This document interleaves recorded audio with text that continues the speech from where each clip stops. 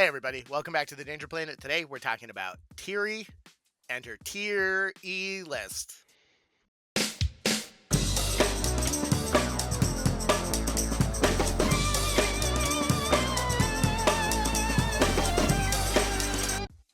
Okay, so today, obviously, this is a tier list, so I'm joined by Landon and Longton. Guys, say hi. Hello. Hi. But making his triumphant return to the world of tier lists is Samuel L. Barrows. That's not my middle initial. I know, but it's... I'm pretty sure you know Doug, my middle initial. Doug, I do, but Doug always says Samuel L. Barrows, and then he adds Grant's last name for some reason, and I don't understand that, but that's what we're doing. It's sort of like Samuel L. Jackson, I think, has just pervaded the subconscious, but he's not part of the tier list, so we don't need to tier list him. Great. He's pretty good at Tiri, though. That's true. Yeah, Samuel L. Jackson is actually world first in Tiri right now. Because Longton dropped a game, right? That's why this tier list garbage. That's what you were saying earlier. Pretty much, yeah. Yeah, wild. Okay. So before we kick off with the tier listing, we're gonna hear from Mr. Dice from Defective Dice about Tiri, who she is, and where she come from, what she's trying to do. Ready, go. Tiri is a member of the Aua, an ancient species of Fae that long predates the Nephilim and the Gremlins. They were well known as masters of technology and building, and when the Tyrant War kicked off, they supplied much of the advanced weaponry that was used by the Fae and their allies. But the tyrant Cherufe turned his ire on the Aua in particular, and nearly wiped them out entirely. He destroyed their cities, and left their population in ruins, and those who did survive eventually retreated back into the deserts. But Cherufe had put a horrible curse on the Aua, causing their skin to burn and disintegrate. And despite their best efforts, they've yet to come up with a cure, and have only been able to find ways to slow the curse's progress. Many centuries have passed, and now Tiri is the leader of the Aua, and when the Burning Man arrived in Malifaux, she sensed its familiar presence. Now, Tiri leads her people back towards the city to try to find their old foe, and this has led to an unexpected encounter with humans. Thank you so much, Dice. That was wonderful. Let's talk Tier E. Great. This is comedy gold. I'm the best at this. Let's move on. All right. So what should we... I'm getting all teary-eyed here. Okay. Keeping that for sure. All right. Sam, who is her people? What's she doing? What's this lady? So, the core mechanics of Tiri's crew are twofold. First is the ideal upgrade. It's an upgrade that if you have any Bygone models in your crew, it attaches to your crew. And the ideal upgrade is two sides. It says tradition on one side and technology on the other. And notice the upgrade doesn't attach to a specific model in your crew. It attaches to the the player.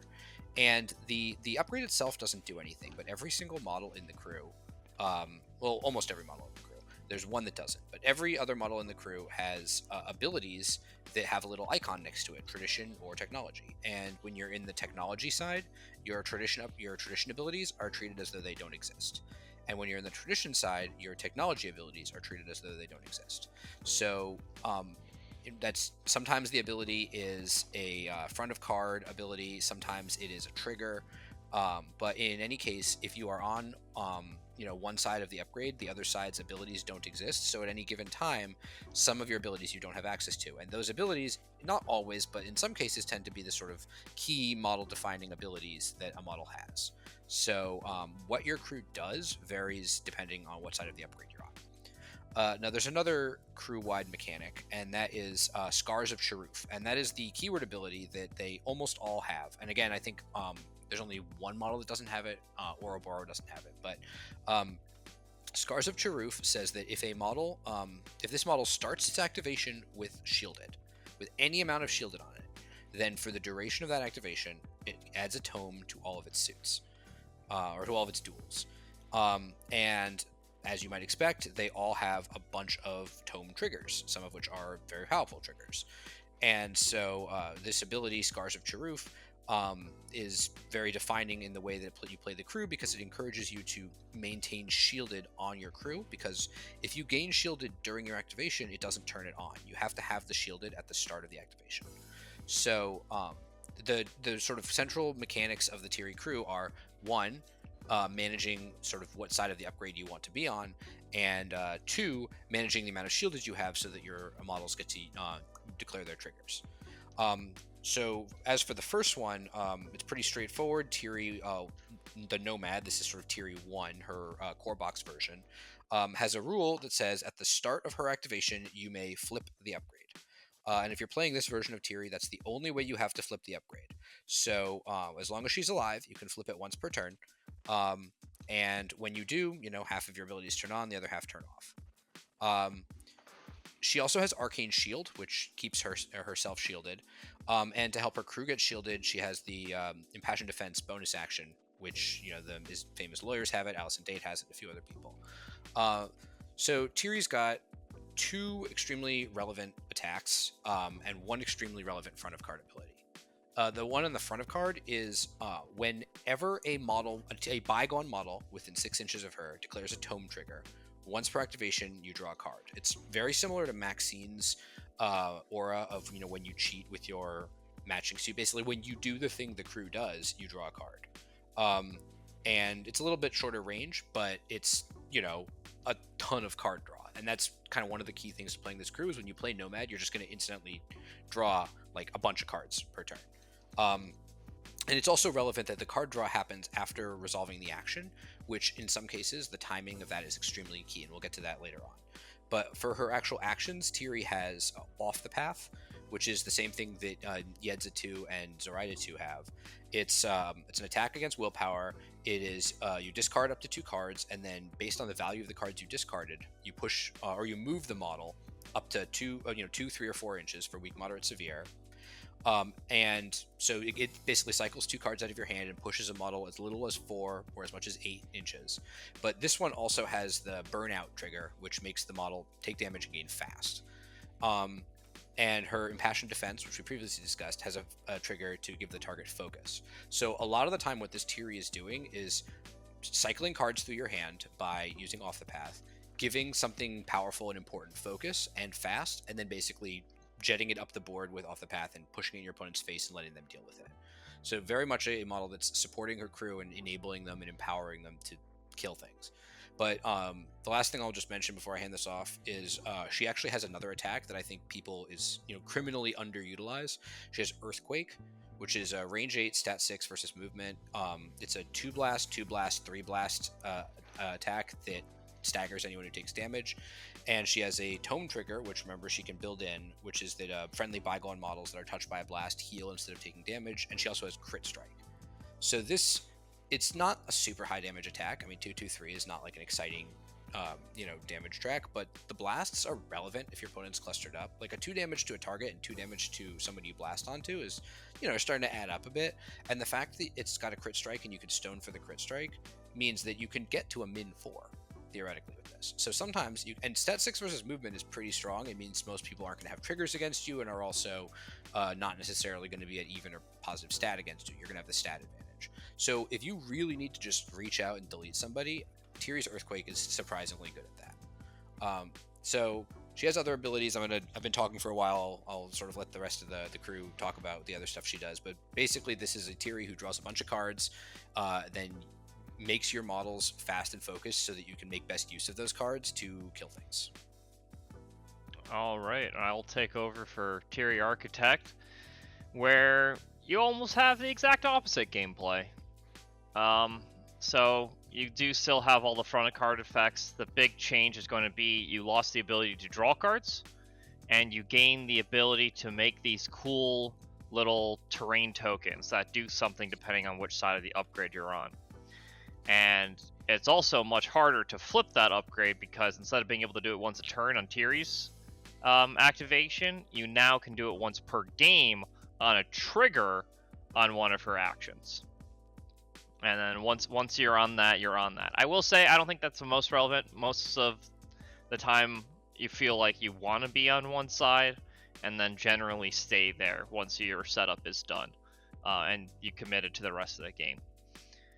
But losing that versatility definitely does suck. But the main reason we're probably losing that versatility is because the train markers do one thing or another depending on which side of the upgrade you're on. So, for example, Mass Absorption Device has a gravity well effect where enemy models can't be placed in an aura 6 around the marker. These are 30 mil impassable, blocking height 3 markers. And the other side of it, I'm going to call it asterisk and hashtag, probably going back and forth. The hashtag side of it is friendly models that start a move within 6 aura 6. Ignore all models terrain and vertical distance when moving. There are 4 different upgrades, each one doing its own little thing, denying focus conditions, increasing willpower, boxing models in, and so on and so forth.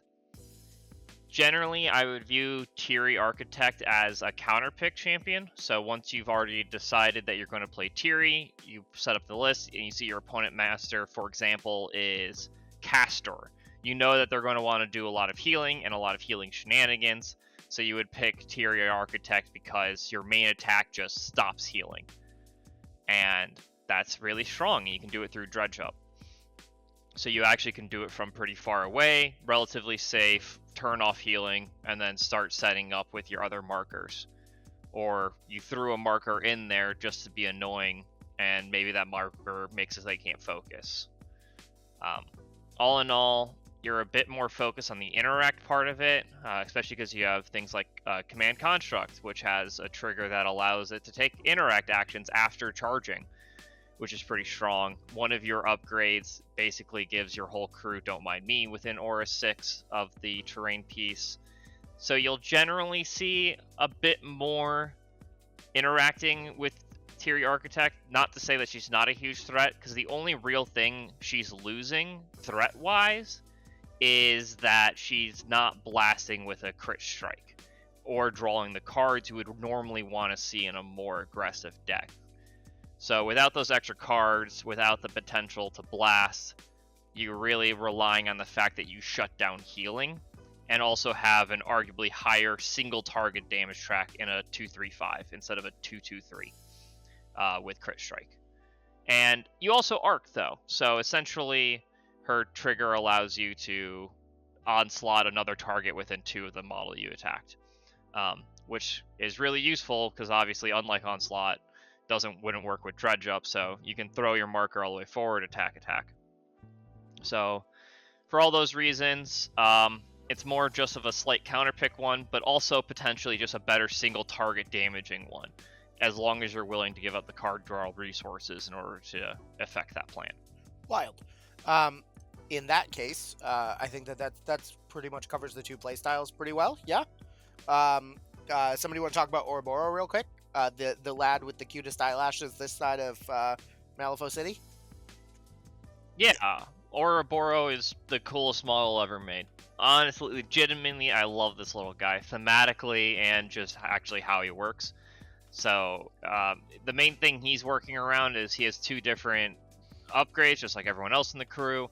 When you're on hashtag side, though, he is a movement 7, unaffected by hazard severe terrain, 4 wound, demise come back to life, armor 2, interacting model. The only real downside is he has no bonus action, so he is always going to be 2 AP, no 3 AP shenanigans. But even when you're not throwing him out to interact, maybe you're on the asterisk side of Tiri, which I tend to think is slightly the less damaging one, I believe. So when you're on that side, maybe during setup or other things, and you have nothing else to do, he just has Entomb on him, which is a really good shockwave ability. And then he can punch things kind of okay. But I think most of the time you're trying to get off big tombs. His when melee you're not attack is 7 kind of move. nuts. Like, his melee attack is against the right target, kind of insane. Like metal golems just get crushed. Yeah, because it ends the shielded condition before doing the damage, so it can be situationally really good. It ignores armor when you get the trigger. Yeah, but So, unlike the other Tiri models, you can't build that in. Right. But if you have a decent tome, like somebody will put like a metal golem or something in your face and be like, haha, he's armor 2 shielded +3. What are you going to do about it? And you're like, bam, 5 damage. All right, Idiot. but Yeah. hear me out. What about Treasure Map so he can remove markers? Actually, not even the worst idea. He's a Yeah, really like- survivable model, so putting upgrades on him isn't Yeah, like or, that or, worrying. or Wanted Criminal, so you Um, can remove very specific markers. Those are the 2 options for bonus actions that he has. Yeah, I think giving him one of those upgrades is a little bit meme-worthy because Soulstones go pretty far in this crew. As I talked about, like Tiri 1 has crit strike built in, and not built in, but able to get. And there's other good areas to Soulstone. A lot of damage reduction, I think, is what you're going to want to use Soulstones on. Yeah, it's And usually what I so look for. spending 2 Soulstones on Oro Boro just to be able to like meme pick up some things and maybe draw an extra card. Probably not the most useful, but hey, if you're against Hoff too, Bro, not the Oro worst Boro idea. just running around removing I pylons, actually holy really shit. like- or fucking Titania's Forests. My god. Yeah, I really like treasure map on him just because, like, if you're moving 7 inches, like, you can go walk 7 inches, ignoring terrain, and then do like a deadly pursuit. yeah. that's Also, you're against a Neverborn, and they're taking the Emissary because they always take the Emissary. You just eat up those hungering land markers. Yeah, buddy. Don't give people strats on how to beat Neverborn. That's not cool. Alright. So, we have a couple of henchmen in this crew. Let's start with Mr. Kett. Samuel, would you like to walk us through Kett and what he's bringing to the table? Sure. So Kett is Tiri's brother, first of all. For those who care about such things. Kett is really cool. He is his primary job is mobility. So he has a shockwave that is it's a shockwave 2. It is I think it's called alter gravity. It is a reasonable shockwave. It's not like crushing the damage meters or whatever. But it does have like that all important 2-inch aura, and it also pushes models that are damaged by it, which is pretty strong because it's not a push away, it's push in any direction. But more importantly, it has a tome trigger that is friendly Bygone models ignore the action and instead get pushed 3 inches in any direction. So and that's not once per turn, and the action is not once per turn. So I don't always hire Kett. So for me, he'd be pretty high and sometimes higher. I think he's a very good sometimes higher. But when I do hire him, I hire him because I'm going to go alter gravity on my first turn. I'm going to draw 1 card because I declared a tome trigger near Tiri, and I'm also going to push my whole crew up 6 inches, which is really good for your unpack. It is like Bo Peep, but an even farther push, and he's also much more durable than her. And his abilities are kind of cute. I don't think they're hugely strong. His tradition technology abilities. One is I guess if I'll do what Longton's doing and say hashtag is knockback, which is that when he takes melee damage, he can move the attacking model up to 3 inches. Remember, it's a move, not a push. So it's makes it difficult for people to get multiple strong melee hits into you if they don't have laugh off. And then transfer momentum is his asterisk ability, which is that whenever he has an opposed duel with an enemy model, basically, he can choose to end the or reduce the enemy's focus condition by 1 and gain a focus. Like, he steals a focus before the stage in modifying duels where you get to spend focus. So if you have focus, he can attack you, take it, and then hit you with it, which is kind of fun. His attack doesn't do a ton of damage, but he has Whirlwind Attack, which is a really, really, really strong trigger. And I find one of the things I really like about him is he's a super good Vendetta target because he's cheap at 7 stones, so he has a lot of good targets for Vendetta. And Whirlwind Attack lets you just ping 2 damage onto a target because it's not enemy. Like, Whirlwind Attack is not enemy only, so you can just attack a friendly if you have to. Then Whirlwind Attack, bump the enemy for 2, score Vendetta, and then he's pretty durable because he's an armored henchman with reasonably strong defensive stats in a crew that has a lot of shielded and a surprising amount of healing, so he's good at keeping alive. And then the last thing I'll say he has Follow My Path. It's free. His other bonus is super situational, so just don't forget you get that extra little 2 inches. But Kett's just basically, you take him if you really need the mobility, and also he's just a good Vendetta guy generally. Yeah, he does all those things. I'd say the main reason I think he might be an auto-include model is just because of the sheer amount of unpack he does for a Tiri crew. If you're mitching and mashing with some of the other outside of keywords, which you probably only really do in Tiri Architect because you want every card drawing a card obviously makes him a lot better in Tiri 1 in Nomad. So maybe in Architect he's, you'd only hire him sometimes. I think in Nomad though, you're almost always exclusively hiring this guy just because he helps you draws a card, moves your guys out. Follow my path has always just been a ridiculously strong ability, and yeah, I don't think you necessarily need him on Wedge. that's okay. Fair. You're right. I think on Wedge you don't need him, but the counterpoint to that is on Wedge you would still want to deploy together, and he allows you to do that and not fear being blasted on, because you can immediately just throw 2 shockwaves out and then push everyone enough where they're all still on the very front corner of Wedge, but spread out enough that you're not going to be hit with blasts. Also, like, gives you immediate turn 2 threat. That's kind of neat. Yeah. Yeah, he's cool. I like Kett. Scout Ahead also pretty decent in Wedge. Yeah, You want to as know far as which model they're putting at the top of the Wedge. I think it's almost never a mistake to hire him. I mean, I don't always hire him, but I always feel like he's in consideration. That sounds correct. As far as the out of keyword addressment, I'm just going to say you can still, push your out of keyword guys if you're willing to bop him with your combat staff for his built-in tome trigger there. They also do push off the shockwave. They just also take damage from it. That is fair, but they also don't get to go in any direction. Oh, that's cool. Yeah, I will say, I like Kett. He seems like a cool model. I just am kind of sad about Remnants of the Lost Aua, because you have to, theoretically, you get people scrap marker, shielded, which lets them turn on all their abilities, but you have to remove scrap markers, and the crew doesn't generate scrap markers, and I kind of hate the design space of, you get to do this thing, but only if your models die, because, I think the Iron Matron drops one on her melee attack, and that's the only other scrap marker generation in the crew. Oro Boro's demise. Oro Boro dies, is that what you said? No, his demise. His demise generates one when he stays alive. Okay, yeah, like sure. dying. Yeah, because he drops his tail. Yeah, I mean, I don't know. I guess, still. Yes, Fresh from the forge. Kett seems fine. But yeah, let's talk about the other henchmen in this crew, I guess, since I just name-dropped this lady. Iron Matron. Sam, what's her deal? So the Matron used to be the kind of crew-defining model. She is a beefy beatstick, 10 stones, 3/4/5. She has the same sword Lady Justice has, but with bad triggers. It's 3/4/5 plus damage if she didn't charge. All that stuff I talked about with Tiri in terms of giving a model fast, giving a model focused, drawing a bunch of cards to have a juiced hand.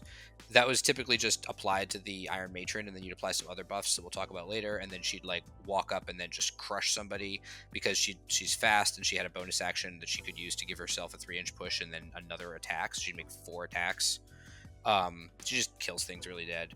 She also had Cruel Disappointment, which was absurd. Now she has Hard to Wound Unimpeded, so she's just very, very beat sticky. I mean, if you're playing the Tiri playstyle where it's I want to draw a bunch of cards and hand out fast and focused and push a model up the board, and then now that I've sort of done all that prep work, now my model can be unleashed and can just kill stuff. Matron is the model that you unleash and kill stuff. That's sort of her thing. She has a bunch of weird other stuff that isn't super on plan for that, and so doesn't get used all that often. She's just an extremely strong beat stick even after being nerfed. I think she's still good. I would like it if she had real triggers on her melee attack, but even without them, she has 1, but it's once per activation. But even without that, she just does a ton of damage and is kind of frustrating to remove because she's an armored, shielded henchman with Hard to Wound.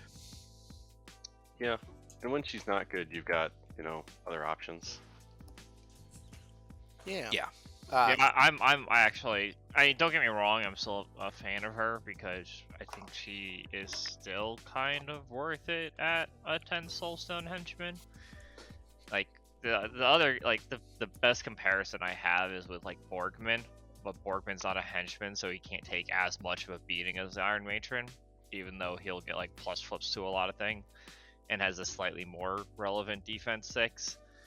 And I'm already not that down on Borgman. The only big difference here is you're able to get shielded pretty conveniently in this crew, which makes her just that much more tankier. But being down to a 2 AP model who kind of wants to be the one in the front, so she's not necessarily around other Bygone models much to ever get a decent bonus from her bonus action, and is stuck just getting herself shielded after she wouldn't be able to get the tome from it.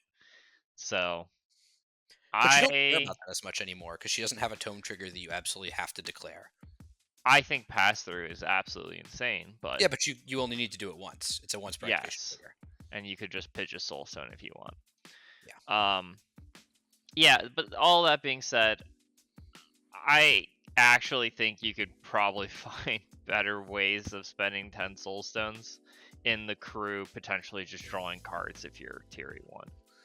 And that's like a weird way of saying it. But I think her value has gone down almost enough that there's a few, if you're hiring multiple other models instead of her, I can see you not taking her. I think you would not maybe take her in Outcast because there's so many good out of keyword options, but the out of keyword options in ES are thinner, and so I think she's probably always higher in ES, even if it's like kind of on the lower end. But I can definitely see it in Outcasts differently. Wild. Landon, what do you think? Yeah, so I honestly think Iron Matron's probably one of the easier models to sub out for like weird matchups where you're gonna hit like armor and the 3/4/5's not doing as much anymore or stuff like that. So I feel like it's the top of sometimes matchups for me, but I feel like you could probably argue for auto include Nomad, but I just don't feel like that's true. So I would go with some matchups for both on the Big Mommy.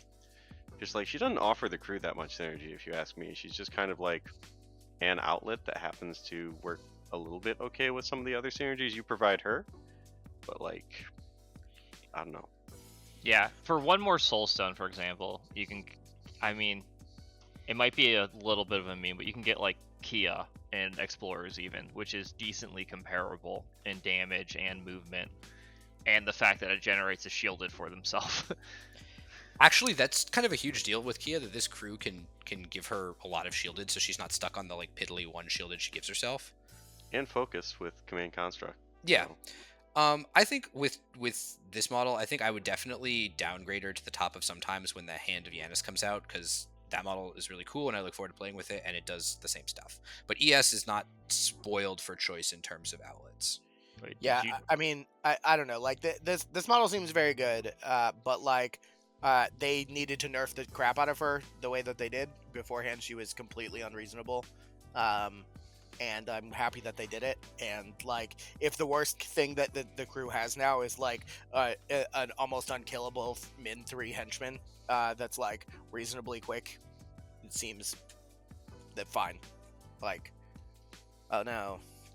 I think all they had to do though was put other Bygone on the trigger to take an attack or an interact, and then just let her still move 3, and then you'd be like, oh, this is a fine model. Now I'm actually kind of leaning towards like, what other models and explorers can I hire?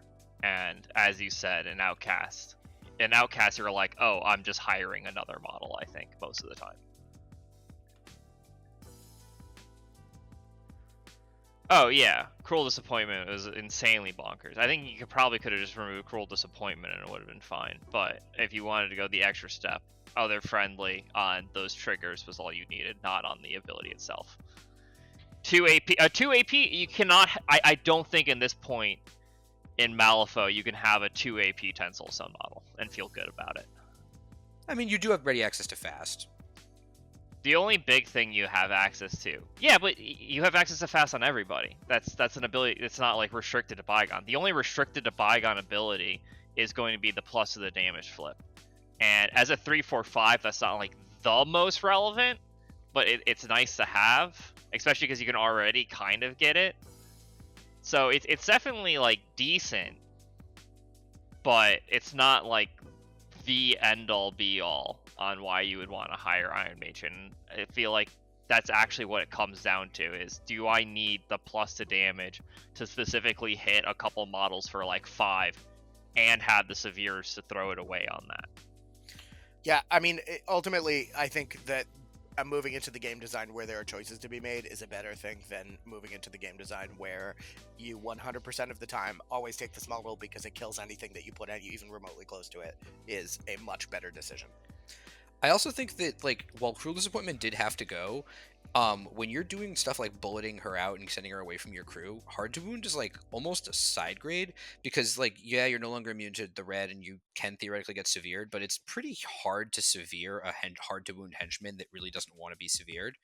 And Hard to Wound also like actually increases the frequency of weak damage. It doesn't just get rid of severes. So it means that like crews that have reasonable moderate damages, like your 2, 4, 6s and stuff, are going to be doing probably less damage to her on balance. But I don't know. That's a hot take. I mean, obviously, it does make you more weak to red, which at some point point out, I don't think it's the most relevant, but some people really do find it relevant. I would say the biggest issue still is just losing the third AP, because I agree it is more of a side upgrade than anything, but it's also the simple fact that, as you said, it's like, oh, as a henchman, if they really want, that's a lot of resources. You're funneling a ton of resources in a model you chucked halfway in the enemy crew, just to maybe keep it alive for a second activation. And without the basic guaranteed math that Cruel Disappointment gave you, if they just like neg flip severes because they took a focus attack against you, then you're much more blown out in specific areas. Where if you're doing that kind of all-in behavior, those scenarios aren't going to be that unlikely, and they are also game-ending then, as opposed to what you could actively play around before. Sure, Yeah, but I I mean, agree. her place in the crew has always been to funnel resources into. That's what she does. She is I'm going to put things into this, then it's going to kill things, right? Yeah, but I'm saying she can't really do that anymore. Well, I mean, she does do that. That's the whole point of her. It's just that now there are other options that might be equally as viable. I don't know. It's less effective. Yeah, it's less you have effective. to funnel a lot more resources in to do something that generally other models do better for less resources. Yep, then hire the other models, I guess. But let's talk about some enforcers. Yeah, there's this big giraffe enforcer called the First Light. Yeah, this model just goes in like the top of always hire to me. This is the first hire I do. Like the First Light has a bunch of weird text on the card that doesn't come up very often, but what comes up all the time is that she has Big Jake's ability to look at the top cards of her deck, but if you're in tradition mode, hashtag mode, she looks at 5, and then she discards any number of them, and then she puts them back on top, and then she's near Tiri, so Tiri's aura resolves and she draws a card, so that ability just reads draw a severe, like the vast majority of the time. And then she also has a cool shockwave that like moves your models around and sometimes heals your models. Once in a blue moon, she will like do something offensively to the enemy crew. But mostly she just exists to draw you severes and heal and move your models, and she's extremely cheap. Yeah, I agree. This model's pretty cracked for 5 soul stones, and hard to kill is so clutch on it. Oh, it's also a way of getting out shielded without spending AP. That's important. Yeah. One of the big things obviously is we're seeing a lot of Angel Eyes, a lot of long range, big damage models. So having that very important hard to kill to keep you alive is what makes this model go from like sometimes higher to pretty much always higher.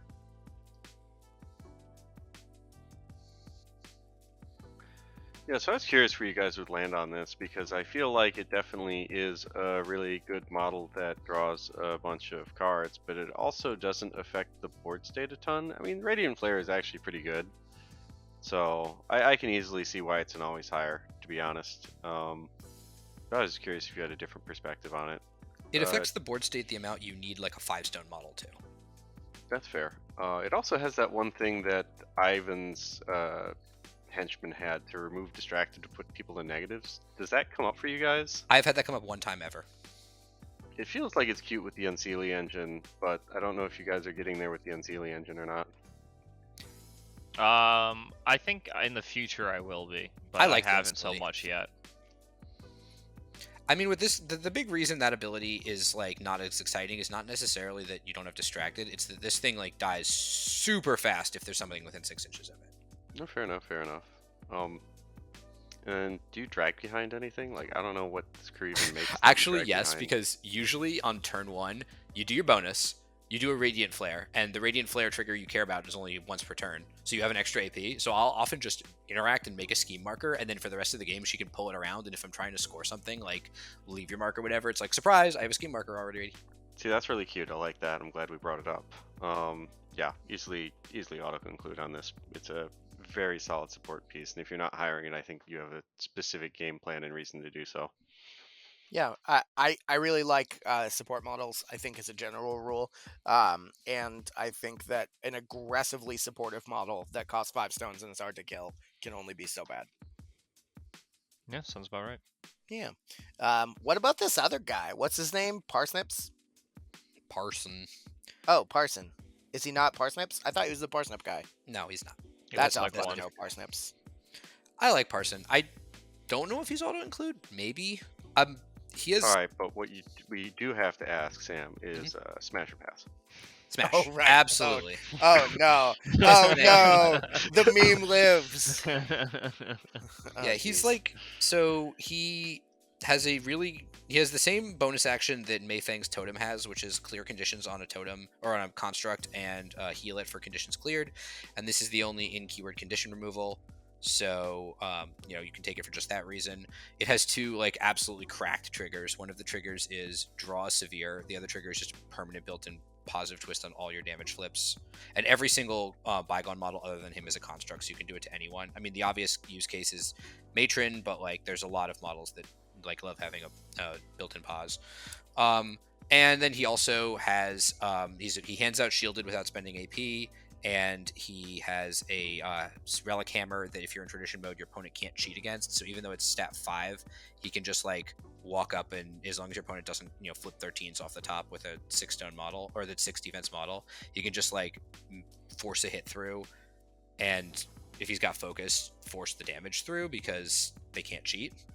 And your hand is usually good. So yeah, he's nuts. He's very fragile though, and he's an enforcer. So if you're taking him, you need to like think about how you're keeping him alive. He might not be an auto include because he's so fragile. He used to be an easy auto include, obviously in old Matron days, because you would just go in on a singular all in, and you wanted the plus to damage.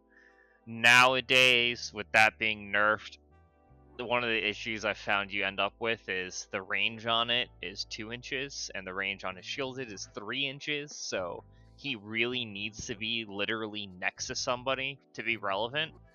And since he's famously not a construct, you can't target himself as the only non-construct in the crew. So it's really hard for me to completely justify this guy as auto-include, just because of those specific reasons. So if he gets split up from the crew, or you have things going all in, I'm not the biggest fan of him. That being said, I think there's still a decent going like all in on Tiri, especially in Architect mode, where you can have him sit next to Tiri, give her the plus to the damage, and then she's going in there with multiple arcing attacks, and you're potentially just whacking their whole entire crew with a 2-3-5. So that plus to damage is really relevant for getting up to that severe.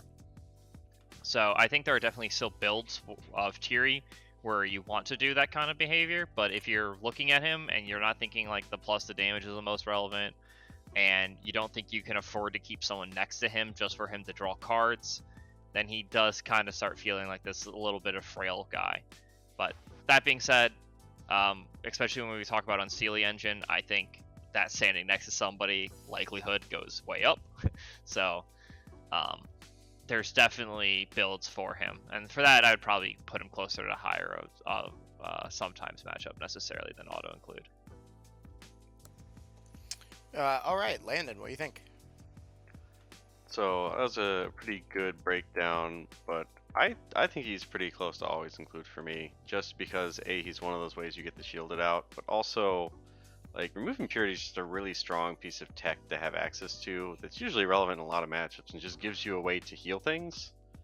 Other than that, what I would say is that like the broken glass part of him actually can be like a mini Sparks if you're playing into the right crew. It can be pretty devastating. After the shield reduction gets reduced by enemy effects, enemy models within one of it suffer 1 damage. So unlike, Black Blood, which says it's specifically from actions, like Reflective Glass works on any effect. And while maybe in Nomad you might put him out of auto-include, I feel like there's no excuse not to hire this guy in Architect when you're mostly going to be having your master stand still for the most part, because you're going to have like dredge up stuff. It's not going to be hard for him to be close to your master or something else in that crew, I don't feel like. he also loves ancient constructs because, first of all, they keep him safe. Like, the easiest way to keep him safe is to take the hit, and also they have like a 3-4-6, I think, when they have their tech when they're in tech mode. So the positive damage actually matters a lot on them, and he also repairs them, and they really like being repaired because they are armor 2 models that often have shielded and a small health pool. So if you're taking a construct, I think his stock goes up. Yeah, I mean, in general, this model seems all around pretty reasonable. It's unfortunate that he's an enforcer and not a henchman, but he'd probably be too busted. Like, relic hammers are great. Knock aside's really good. Like, the card just has good things. I will say he's also evasive, which is super important because that means that you can't blast that ass, which is very relevant, I think. He clearly does the blasting. I'm gonna have to cut that. Yeah, but I will. Oh my god. Jokes aside, he's almost the more irrelevant invasive one because normally you would want him he's going to be the one targeted and then blast onto the person next to him. I mean, obviously would take the hit. Exactly. If you have take the hit, then it's fine. But for example, if you're just keeping him next to Unseelie Engine, then yeah, they're just going to target him and then get him both Yeah. anyway. Yeah, like, I don't know. He seems good. I do love his... I don't understand why he's not a construct. I mean, it's rules reasons, right? But It's balance reasons, yeah. But his left hand is definitely metal, right? Like, he is a construct. Fucking It's balance reasons. If you so were able smash to, by for you is what I'm hearing. Yeah, for sure. if you were able to hit him with superheated and then he just goes in with his own relic hammer, that's not something they want you to be able to do. Something yeah. I want to do though. Yeah. I do want to do that, but All right. Weird is- All right. Weird is Here's against what we it. got to do. We just got to doubles with Von Stuck 2, and we make it happen. Kind of. Probably not. Okay. I like where he's at then. In that case, we've talked about him a couple times already. Let's talk about the engine. It's so unseelie. I like this thing. Unsightly? It's kind of a weird piece, like that's difficult to evaluate. It does a lot of weird things. It has the biggest thing people notice is the auras. Has 2 potential auras. One is attacks that are not melee attacks are at a -1 to hit friendly. I think that is that one Bygone only, or is that friendly models? Nope, neither are Bygone only. No, It's a dual so field it's an model. aura of reducing stat on your opponent's attacks, which is not super common and very strong where it shows up. And it also has an aura of just like the stunned condition doesn't exist, which sometimes matters a shitload. Like it makes Pandora just real sad. Yeah, it makes Von Stuck significantly Real less good as sad. well. And beyond that, though, a lot of what it's doing is like weird kind of healing tech because it has the ability that when it would heal, you can spread the heal to another model within 8 inches. And this crew has a lot of weirdo ping healing, but it also has this like weird pulse that it does that damages nearby models and then heals it for 1 for each model damaged. And it has a trigger that it can build in if you give it shielded, where if you reduce a friendly model's shielded, that counts as dealing a damage for the purpose of healing it. So you have a lot of models in this crew that like sometimes hang around the back line, like Tiri and Parson maybe, and like the First Light, and sort of like late in the turn you can do the Unseelie Engine's little shockwave pulse thing, slurp shield it off of them, turn it into healing, and then sort of redistribute that healing to other models within 8 inches. So it's kind of a significant amount of healing. And then if it gets into melee, it also has a trigger when it hits somebody to heal. So it's just like got some interesting kind of healing support tech, and it has like a very strange melee attack. But I like it. I think it's techy. It's very sometimes higher. This guy's like the definition of tech. If I'm not specifically getting use of one out of one of those auras, like I'm saying this aura is super good in this matchup, I'm probably not hiring it. I don't think you necessarily need both, but you want one. Yeah, I pretty much agree. The big meme in Explorers is to be able to hire a Machinist with it as well. So Yep. he's a little bit damaged. You just heal a friendly guy within 8-4, which I think is actually really relevant. I've been noticing a lot more that combats are more slogs, and any amount of healing has just been like game changing a lot more. So I'm a pretty decent fan of hiring this guy, probably a bit more in like Tiri 1, where you have more ways of moving him forward, and you can be that aggressive ball in the center and use him to be like the go-between guy who you're healing to keep everyone up, as well as making ranged attacks that much worse into your bubble at the same time. So I've grown to become a decent fan of him. Landon. Yeah, so he's definitely tech. I think he's pretty high on the sometimes matchups type thing. Like Atlas Strike is actually really good. We just talked about it a little bit earlier with the first light, but if you can actually get the first piece of distracted on them, this guy can just keep attacking on neg flips on a 1-3-5, which is not bad. Especially if you give plus the damage. Yeah, exactly. As one of the better models to do that with. So like that can be some real slapping, especially if you know you're into like a crew with lower defenses. Like against defense 6, he's kind of a nice non-starter on stat 5, right? But like 5-on-5 is not the worst. And again, if you're taking constructs, having a def 7 take the hit is real good. Yeah, and like willpower 7 is just sometimes a really solid thing to have in a crew. So I don't know. I like this guy. I think he gets a bad rap sometimes, but yeah, he seems very techy. I mean, he's literally tech. He's a fucking robot. But like move 4 that hurts him up. Yeah, you do have a lot of movement tricks in the crew, but that means you have to use them on this guy and not somebody else. And very relevantly, he's size 4, so trying to hide this guy out of line of sight is just a literal fucking nightmare at a 50 size 4. You can't, but the point is that your dudes are always in his auras. That's why he's high 4, right? Yeah. Plus the model is massive. The model's very cool. I like the concept. In practice, I've only played him a couple times in Castor, and I don't like him. But I think he fills a very different niche in Tiri. Outside of, I'm just gonna hire him against Pandora. Sometimes hire seems fine. I think pass though, not smash. Yeah. I'd smash. Yeah. Fair enough. Yeah. All right. So the next boyo that we've already talked about a little bit. The Ancient Construct.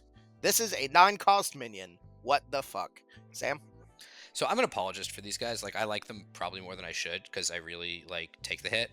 That said, that's their thing. They have like their Def 6 armor to take the hit that has the unique ability that when it takes the hit to teleport the person who got attacked to the bot rather than the bot to the target, which is nice because it means when you take the hit you don't get like you usually positioned him carefully so he has key models in his take the hit aura, and you don't want to be having to place out of position and no longer be covering those models. 9 stones is a lot, and he's a very slow bot, so I would not hire this guy if there are not specific attacks that I really want to take the hit for, but he makes your bubble a lot more resilient and lets you like bully the center really effectively. And also when he's in tech mode, he just like randomly has a super strong melee attack. He has a 3-4-6 that has, because he's a Bygone construct, he has access to all of the various buffs that your crew hands out. So, if your opponent thinks like, oh, the matron is out of position or dead and now I can advance because you don't have stuff left to threaten me, sometimes this guy just is like, surprise. 9 stones is a lot. One of the most fun things to do, by the way, is turn hopeful prospects into these guys. I've done it. It's cool. Lol. Yeah, I think that pretty much actually sums it up. Toss is obviously really good. The problem is obviously in Nomad you have on the what's it called? Whatever. Push forward, draw cards, cycle cards, off the path. You have off the path, and you don't necessarily want to go with her before these, but I think they're in a perfectly fine spot. I actually think tossing Tiri forward after giving her plus a damage, if they're like blastable, is a really good play pattern right now, potentially on things like maps or different strategies that incentivize being next to markers and together. The built-in neg to hit is real good. Yeah, and then also obviously having the built-in negative hit is pretty large, which is why I think it's probably fine to hire these guys almost whenever. I actually don't think like it's ever...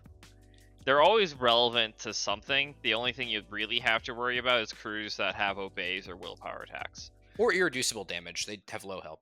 That too, irreducible damage. Yeah, these things are unplayable in the levy. Yeah, unplayable in the levy. I will say against like something like Damien, they're still fine because the irreducible damage is able to be healed off by the time it comes around in a whole other turn. But yeah, definitely against things like levy, you cannot hire this guy. Wild. Landon? I mean, you had me when you said toss, right? Yeah, I was gonna say somebody's got to say it. Number one Jeez. toss enjoyer. Land and Yeah, Super exactly. Smash. There's just so many things you can toss. I mean, you can like toss, Salad. Parson and Oro Boro, and the Iron Matron is size 2, so you can toss the Iron Matron. Like, then there's like out of keyword stuff you can toss too. Like, there's all the tosses you can make. Can't toss So the good. Unseelie Love Engine. toss. We didn't mention that Tiri 1 does generate concealing terrain, which ups the stock of the minus twist to hit trigger a lot. Oh yeah, because you can get him on double negatives. That's super important. Did you guys talk about how he's unyielding and ruthless, so obeys don't even work on this guy? No, I forgot that part. Oh, well, I that's did kind not of mention important. that. I forgot unyielding. Edit me out saying obeys Oh. are good against the guy. I completely forgot he had unyielding. I thought- No, I I'll, thought I heard you say it, but I definitely wanted edit to- that out for sure. Yeah. Okay. No, That's I'm just an idiot. wrong. I did know he had unyielding. I just completely blanked on it because Yeah, I'm so- an idiot. Irreducible damage is still bad news for these guys. I mean, Yeah, and ruthless is still like nice. So like, explorers and outcasts both don't have a lot of options for ruthless models. So like, this crew offers an option for it now. You do Yeah. have to be afraid of Angel Eyes, obviously, but Yeah, armor piercing So is does tough on everybody. them. Although the I fact mean, that they have only shielded, to a certain extent, right? Armor piercing doesn't get around your shielded, so you still have to hit what, like 3 times this guy on tied stat, and probably equivalent or worse card quality. I mean twice if you're, severe into moderate. Not if he has shielded 2. yeah, not if he has shielded. Okay. If he has shielded 1, then yes, you need to hit him twice and hit severe moderate, which, again, tied stat, kind of difficult. Sometimes even minus. Well, that's And why that you have doesn't even work if he Doppelganger. has shielded 2. That's obviously why you have the doppelganger at a stat 7. Well, I feel like that's one reason the Unseelie is actually just a good blind hire into Neverborn these days, because so many lists are taking one or both of Angel Eyes and Candy, and the Unseelie is just so good against both of those models. Oh yeah, it's not even tied stat if you have the Unseelie. Yeah, I agree. No, I agree. That's definitely the way to go through. After playing that exact matchup, I agree that Ancient Construct on Unseelie is 100% what I should have hired. I don't think so for symbols, but that's some a different idiot must Well, have discussion. because Symbols is the shittiest strat ever, and I can't believe we're still playing it in GG3. why are we playing symbols? What? Because the Vassal World Series committee hates me. I talk about how much I hate Symbols, and they've thrown it into every packet in like the last 3 packets. All right, Symbols is a very popular strategy. You'll have to get over it. but Well, why, it's too bad though? there's no extremely fast. Because and you can have Symbols keyword higher. is fun for the people who can do Symbols really well, and I also think it's like a fun casual strat where it's like, oh, it encourages people to go through. Competitive Symbols ends up looking like I have the one model that can go to your backline. I'm going to sit every model in my backline and never engage with you if I never have to. Yeah. And that makes Symbols just like the most unfun play experience in my opinion from a competitive perspective. If you're I mean, not it's doing also, that because it's you're also having super fun with unbalanced. friends, then it is like this like mesh where you just like throw 2 armies at each other and it's very engaging. But that's not the optimal way to play Symbols. Yeah, So I mean, people the just optimal way to have play like this Symbols is- rosy-eyed tint for Symbols that's just fucking No. wrong in my opinion. Symbols was in the first GG where I started playing this game like actually competitively. No, I fucking hate Symbols. Yeah, If you no, have a I, crew that I doesn't, think you most win. people who If you have a played, crew that doesn't, you don't. yeah, most people who played hyper competitively either hated it because they didn't have a crew that did it, or went, oh yeah, I can throw in Desper Low Row into my 10 Thunders crew to just do Symbols for free. No, I don't like Symbols. That's bad. I actually just played into McCabe on Symbols, and he had Desper. Basically, I was like, I am going to dedicate a bunch of resources and like single-mindedly to try to stop Desper from getting all 4 and try to cap him at 3. And he Yeah. got all 4 anyway. And I was like, oh, okay, well that sucks. I mean, I still won the game because he didn't do anything but get Symbols, but it just was that aspect of the game was not fun. Yeah. Yeah. This is why I hate GG all. For amongst many other reasons, because like one scheme or one strat can ruin everything. Yeah. Neat. Ancient Constructs, they seem cool. They've take the hit. They have armor 2. They're ruthless. They're unyielding. They have a lot of good stuff on them. They are a 9-cost minion though, which I mean, yeah. But also it's clear to me that I chose the wrong art. Red Scarf guy's cool, but like big, robot. I have a blue lines. He just seems cooler. My Seriously, bad. turning hopeful prospects to these guys like kind of rules actually. Yeah, that sounds great. I'm Like a it's huge not fan of that like to plan. be clear, So fucking funny. I when I first started playing Tiri, I would put a hopeful prospect in most of my list because I was desperate to do this, and I did it a few times. It is not good. It is not like the optimal thing to do because yeah, you're drawing a bunch of cards, but like you definitely have better models to feed your cards to than your stat 4 like 1/3/4 gun. But What? it's funny. Say it ain't so. Look, honestly, if they have a hard to kill model, I'm not saying like it's optimal then, but it's much better. Yeah, Wild. that's true. I mean, it's like what their crew is, right? Like there aren't that many crews these days where you can like look at the master declaration and be like, there is probably going to be a stat 5, like not super strong enforcer or minion that I can kind of bully around and then pick up. Like that, there's not a lot of crews where you can just look at the crew deck and be like, that's gonna exist. But when it does exist, Tiri versus Tiri, you both have first light. yeah. Can we Although- not, though? There's so much out of activation healing, it's very tough to pick up the first light. I agree, but it's funny. All right, well, I actually I killed a wrestler and turned into a bot, and I one time I killed Bill Algren and turned into a bot. gross. Oh, poor That's- Bill. That's rude. I can't believe you would say that to Landon. I mean that was Um, after like deliberately not killing him previously, so I could do this. Yeah. Okay. Hey, well, you know, you got your achievement. Yeah, seriously, it was like unlock the achievement. let's talk about the last minion in this crew, the Aua Warrior. Sam, who is this guy? Also, why are all their weapons just like razor blades with sticks on them? That's a very powerful weapon. The U.S. Army is developing razor blades with sticks on them for Amazing. deployment in conflict zones around the globe. Oh, okay. Anyways, I don't know. I have not played these guys very much. I think I've only played like 1 or 2 games with an Aua Warrior. When I first saw them, I was like, I hate this model. Because it doesn't have that many good opportunities to draw you a card, which is what I want my Bygone models to be doing. If a model's not drawing me a card, I kind of look out of keyword. Having given the question more thought, I kind of see it because they can attack Tiri, push her 3 inches or 2 inches up the board, and yeah, ping off one of her shielded, but she doesn't need it both the shielded, and you draw a card, and it's a cheap way of drawing a card. I don't know.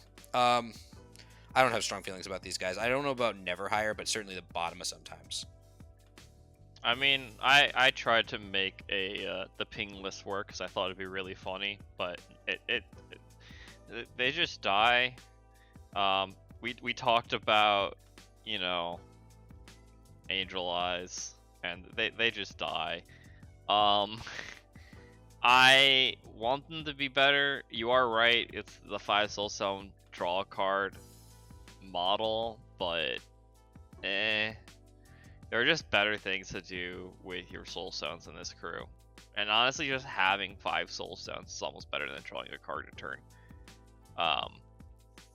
Especially for the crew who can use it pretty efficiently. So I'd almost say never higher. Yeah, that's what I'm getting. Landon, what do you think? I think that there is probably a list you can play where you can get good value out of follow-up. But I think it only works in Outcasts, and I don't even know that you can find a good excuse to play it unless there's like no reason to ever do anything other than clump up in a giant ball. So would I call these guys good?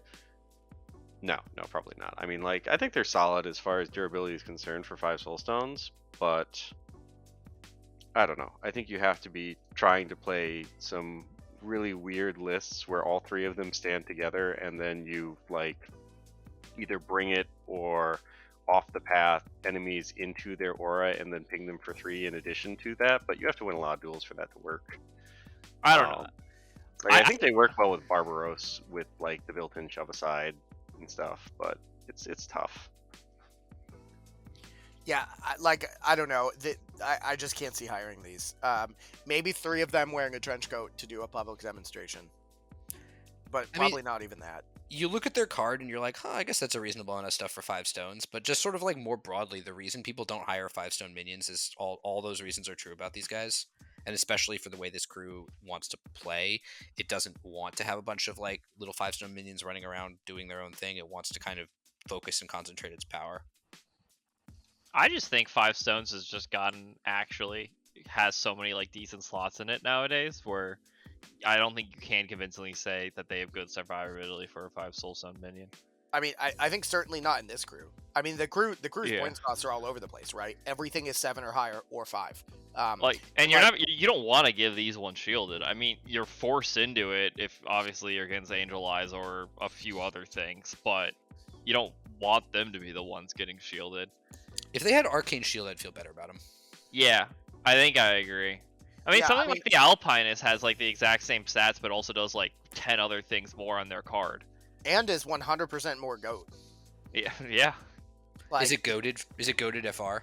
Yeah, for sure. Honestly, but yeah, you can't beat goats. And I don't mean greatest of all time. I mean like the animal. Just to be clear, it's goats. Okay. Yeah, they whatever. I don't know, man. These seem not great. So that sort of covers up all the tier word stuff. So I have accidentally assigned it Outcast first, even though the left half of the card is always Explorers. So I guess we're doing Outcast first because I don't want to change the video. So let's talk about some of the out of keyword hires, and then we'll wrap up with how to crush Tiri into the ground. You know. So Barbaros, what do you think, Sam? Do you like him? I mean, I don't play yellow that much, so I think this is something Longton will be able to speak to more and Landon, but, like, Barbaros is good. Like, this is just generally a good model. I mean, I see why people hire him. He's got built-in knock aside. I guess if you're doing the extremely silly gimmick list with follow-up, you could do it. I think this is something I'd see myself doing more with Architect, because in general, I think I out of keyword more in Architect, because I don't need that concentration of Bygone models declaring tome triggers to draw me cards. But, like, if you're just looking to... Also, Barbaros is just a generally strong model to be funneling, you know, focus and fast and card draw and stuff into. So I can even see it in Nomad. Well, Longton? I know Landon's obsessed with Barbaros, and we have some slight differing opinions on Barbaros. I'm not exactly sure why this is our go-to instead of, like, Mad Dog, but... Oh, yeah, Mad Dog should be on this list.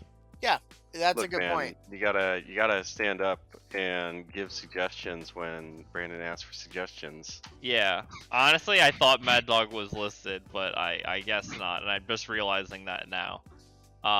So when you're, I mean, obviously, you're just looking at models who are decent to be burned out in Nomad. This is one of the more fine ones. I think, I don't know. I just find it hard to, like, I think Barbaros is filling this slot that we have that could really be Hannah, Eric, Barb, Mad Dog, and each one of those has a slightly different situation where they're better in and aren't necessarily, like, topping the other one. Yeah, well, most of the time, my intent always was to include, basically, as Barbaros, the slot here is those 4 models. Yeah, this is like your face here for Outcast. Yeah. Out of keyword beaters. That's how I'm treating it now, especially because we're already in it. Yeah, I'll add I'll add weird bits to the thing in post, but yeah, this is Barbaros. This is any 9 or 10 cost henchman from another crew. So yeah, the reason abilities. I guess I'll just touch on, like, the differences between them. The reason you would want Barbaros over those is mostly because of Bring It On and bringing someone into your circle, and the fact that, you know, you don't necessarily want to be leaving your giant aura bubble in either Tiri 2 or even Tiri 1, depending on how you set up your crew. It's a little bit nicer. If you're committing harder to the all-in, you'd probably take both Mad Dog and something like Eric or Hannah, who you would give fast focus and then move them forward with Nomad. So these are both, even though you were talking like, oh, I hire more out of keyword models in Architect, the difference being is Nomad offers that really good all-in, and when you're looking for a model to be that, I don't think it's Iron Matron that much anymore, and you would either actually have something like Eric or potentially Hannah doing that job for you. But otherwise, in Nomad, it's just, you know, or in Architect, it's just like a fine model to help convince people to come into the bubble. Just like Mad Dog would be a fine model to help shoot people outside of the bubble. And then Eric and Hannah actually, I think, fall off a bit more because they're not gaining as much benefit from being in the crew, besides having always been, you know, one of those, like, key important models, or having Arcane Reservoir staple on your card. Yeah, I mean, if you need Gravity Well, you need Gravity Well, right?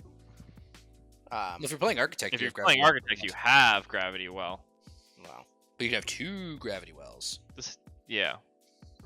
So this like super high cost out of slot higher, we're putting higher in Nomad, and then like here in Architect. It's kind of weird because in Nomad, it's the play style itself of alphing is what makes it like really good. To the point where that's the play style where you have to always higher it because I think it's better than Iron Matron with plus the damage flips is currently. Yeah. Especially because the turn 2 does a lot more, even though it might necessarily damage wise get slightly better turn 1, but I'm not even sure I'm convinced on that. Whereas in Tiri 2 Architect, you'll find more value throughout the game with it, but not have that Alpha Strike potential. So that's the weird like dichotomy of it. So You're giving up less when you hire into Architect too. Like yeah, not- you're giving up less. You're able to be more versatile, and you're not all-inning into like murdering people turn 1 that you are in Nomad. All right. So I'm gonna put them here then. Landon, do you have any bits to say about Barber? Yeah, so one of the things about Barbaros is that Bring It works on your own guys too. So the whole idea of you're committing to this Alpha Strike with either, one or more beaters that Tiri has fed fast focus to, but then Barbaros also can let you bring up the rest of your crew to actually score points when you're done or in the middle of it. Once you've successfully hampered your opponent's crew, because move +2 is quite a significant amount of displacement. Shove Aside's still good, we've talked about that. Especially for models that you've already gone with that just still have shielded, you can just bop them with Barbaros during his walk, move an extra 4 inches, and then have them, in a better spot too. So like, there's a lot of cool stuff there. Do you ever yo-yo with Bring It? Yeah, I think you can. You easily can. Like, it's pretty versatile. And then Caught in the Ring's just still an annoying ability to deal with. Like, Barbaros is the tankiest option, I would say, of like the out of keyword beaters we kind of talked about. And so that's kind of why I had suggested him, in addition to the fact that he's absolutely mandatory for the Aua Warrior meme list. No, he's not. It doesn't even go. I mean, I will say Shove Aside works, but Bring It, I don't think Bring It counts, right? I think it's just a move done by a friendly model. Controlled by. Bring It Yeah. is the target moves. Right, you Whereas Shove control Aside, that move. Shove Aside, you control. No, you don't control Bring It. You pick the points, but they have to move them. Sure, but you control that. Yeah, you Yeah, It's control a that. that friendly counts as controlled controlled. effect. It's an Yeah. effect. It's generated by a friendly controlled effect, so it's a move that you controlled. Yeah, Is it though? it is. I mean, Yeah. all right, Now fair the enough. Maybe I'm generated wrong. action, the attack, is not a friendly effect, but that's different. All right. I'll look it up and I'll edit this in post heavily if I'm right, but Okay. fair enough. I mean, still probably don't do this. It seems bad. Okay, though. Yeah, Barbaros seems good. I struggle to see how Barbaros does more damage than Iron Matron if you're trying to do 1,000,000 damage, but Shove Aside is really good. So like maybe that's the case. Barbaros, I think Barbaros obviously has crit Gravity strike, so he can just hit higher highs. Yeah. Is Doesn't- the important part. Doesn't Iron Matron have crit strike? No. No. She Oh, has you would be to having move a through different- somebody once, which is kind of like crit strike. Yeah, all right. Fair enough. Okay, so she's 3, 4, 5, he's 2, 4, 5. All right. That The other fair thing I enough. would say It's is more like here- Hannah. Hannah is if you want like the upfront damage, or Eric. Either one of them can shit out tons of damage. Yeah, and Eric's just a bit squishier and like easier to interact with on a lot of fronts. Which is why I think Hannah is actually weird. I actually think Hannah is very good for this, like, especially if you're cycling cards, having that 7th card to cycle Yeah, through. Hannah's not bad at all. I think I would definitely, in retrospect, put her on this list. The other one I wanted to call out that we don't have is Rusty Alice, as she is a construct, which is relevant for the crew, just like Hannah is. Yes, as opposed Rusty to Mad Alice Dog, is who super not good a in construct. Architect because she makes pit traps for Tiri to push into you. Oh yeah, that too. wild. I feel like all you guys talking about these sick 9 and 10 stone out of keyword outcast beaters, and I'm like, I play ES, so I'm like feeling like SpongeBob or like Squidward's watching through the window, and SpongeBob and Patrick are like frolicking outside. No, Yes, for sure. Which is exactly. why I don't actually think I like Tiri in Explorers at the moment. Maybe I really like some her. future stuff will make them more interesting, but at the moment, if you want to play Tiri, I'm pretty convinced Outcast is the place to do it. I mean, sure, yeah, but you're not rolling up to a tournament with a single crew, right? playing multiplayer. Yeah. Unless you They're are. playing a faction. Unless you are. A lot of people do Yeah, that, I'm sorry, actually. Landon. We But- don't all play 10 Thunders. It's fine. Rusty Alice also amongst them. Let's talk a non-construct in the Outcast sphere who fills different roles. Montresor. What's he about, Sam? Montresor is such a cool hire in this. Montresor's whole thing is, so the big thing is Tiri's attack, Earthquake. It's a 2 blast, 2 blast, 3 blast, and anybody damaged gains staggered. So she hands out. It's also attack targeting movement, so you want the target to be staggered. And Montresor just makes people perma staggered and inflicts stagger. He ropes people into the middle of your crew with his noose. I mean, he's he's slow, but that's the one problem this crew is really, really good at solving for its out of keyword hires, is speeding them up. And letting him just pull somebody in and then earthquaking them with Tiri if they're already staggered and they're just now perma staggered. He's really good at playing. He changes up the way you can play the crew. It makes him more of an abductee style play style, and I think that's cool. So I like him. And that specifically is just Tiri. Tiri one. I don't Yeah. think you'd ever hire this guy in Tiri No, 2. man. That doesn't make No, sense. absolutely not. No, I think just like the Alpha Strike list is a version of Nomad, I think the opposite version of that is you're committing. You wanted to play Nomad probably because blasts were good. They have small models that you want to be blasting. Something like Nexus, for example. You're against Nexus and you're like, oh, I just want to, start damaging everybody all at once. But I don't want to commit to an Alpha Strike. Or maybe they have pass tokens, so you can't commit to an Alpha Strike without losing your whole crew. So you decide, oh, I'll just take Montresor, I'll go this tanky bubble route, I'll pull people into me, and I'll stagger them, and I'll just make their lives utterly miserable. I think that's a pretty good version of the list. Why do Outcasts get all the fun toys? Speaking of Outcast fun toys, unless Landon, you have things to say about Montresor? I would say this one thing is that he also kind of synergizes with Barbaros, which is one of the reasons why I picked Barbaros as one of our out of keyword hires, is that you get to extra ways to put people in the bubble other than using Tiri's off the path, which you usually want to use on your own guys, or hitting them with Montresor. And it also gives you the ability to do it on defense and willpower instead of just one or the other. But yeah, the overall getting the staggered on them with Earthquake or Montresor and then just keeping them in a bubble of why am I playing this game is really good. Yeah. Oh, it's October now. Yes. Wild. I like Montresor. He's a hell of a dude. You can get a translucent one, and then it'll look cool with Tiri, because you can make it blue or something. And you don't have to paint it. You don't have to paint it. Hodgepodge. I mean, I like Hodgepodge. I think that. Is that how it's pronounced? Yes. Oh. Giving whatever beater, if we talked about alpha strikes, right? If you're alpha striking and you give your beater companion, it just is a good way of being I set up my alpha strike and now I take the alpha strike before you can react to the way I set it up. He heals. This is a crew that loves being healed because it's very, very durable. He's Hodgepodge. He does all the stuff Hodgepodge Emissary does. If you play Outcast, you know what this model does and why people hire it. Yeah, my only big counterpoint obviously is the more models you're taking out of keyword to do the alpha strike with, the less cards you're drawing to make the alpha strike more likely hit. That being said, he does allow you to do really good because you're not explorers, you don't have Jin giving you a pass token, so you have to go Tiri 1, throw your model forward with off the path, and then you can just companion into them. Is the big play you have. Also, you have a lot of really slow models, so just +1 move is really nice on these 4 move models to make them, normal.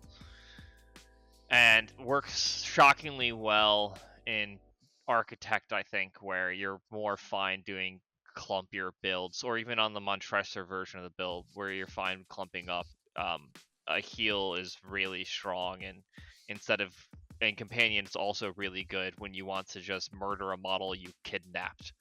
So you kidnapped their very strong model. Now you just get to go with 2 models to just try to absolutely dunk on the guy. And when you have something like Parsons, it's not too hard to dunk on a guy. Yeah. And even if they don't die, they're staggered now. So it's not like they're going to be running loose and killing your backline. Yeah, and you can start. I'm a big fan of actually handing out the regen upgrade as well in this crew. regen goes pretty far. And if you put it on Atlas Shrugged's guy, everyone has regen on his turn. Well, one Yeah. other thing has regen on Yeah. his turn. Landon, what do you think? Hodgepodge. Yeah, it's one of the worst crews for Hodgepodge, and it's still a fine crew for Hodgepodge. It's kind of a commentary on how this model is. I would put him in some matchups. Like, when his Weary Road is valuable, like, that's probably, I think, when you'll see him the most, rather than just generically all of the time.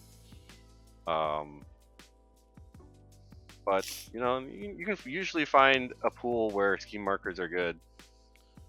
It's shockingly easy in this game built around scheme markers. Yeah, I think that it is, just commentary on the world of Malifaux and how it's evolving, that nowadays so many more roads are weary.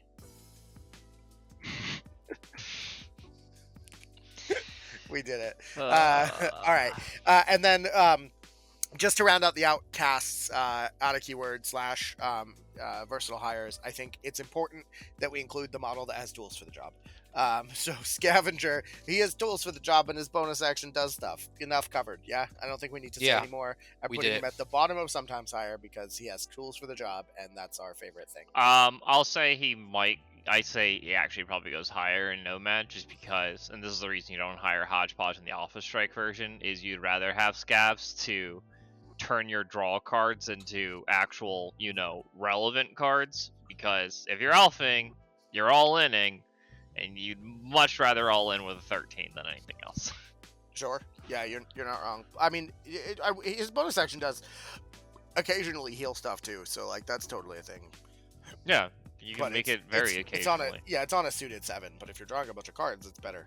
Or you tools into the ram, so it's not suited anymore. Oh yeah, tools for the job. I forgot he had that. Wild, we did it. Also, focus on is really good in Alpha Strike. So if you, for example, I think Hannah might be the better option in this crew to Alpha Strike with. Tiri gives Hannah fast focus. This guy gives him focus, and then Hannah goes in with double focus, 2-4-6, blasting. Siphon life for rams, fucking soulstones for rams, mid-4ing somebody with a 13 you drew. You have a really strong Alpha Strike potential. In your 7-card that seems strictly okay. Yeah, in your 7-card hand that you probably drew at least 3 or 4 cards. Fair enough. What a guy.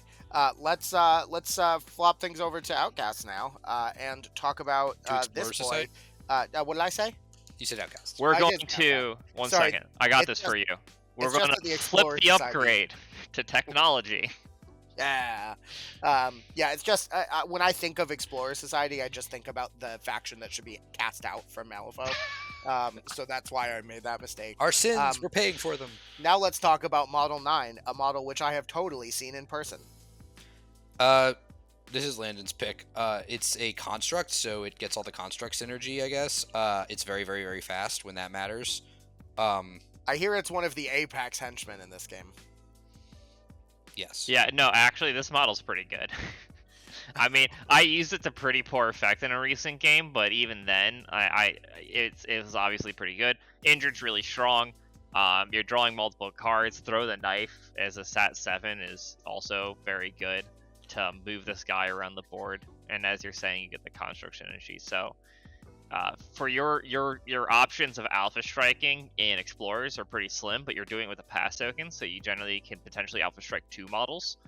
So it's really good to be able to go in with like a model you push far up the board and a model that you just kind of push a little bit up the board with fast focus, and that model can just be Model 9, who then is able to, go in from a bit further away, get the throw knife in. Maybe you spent you got your focus on him in order to hit your enforcer or whatever model you can hit with your severe to just warp in, and then blade rush them. It's a lot of strong potential damage you can get off.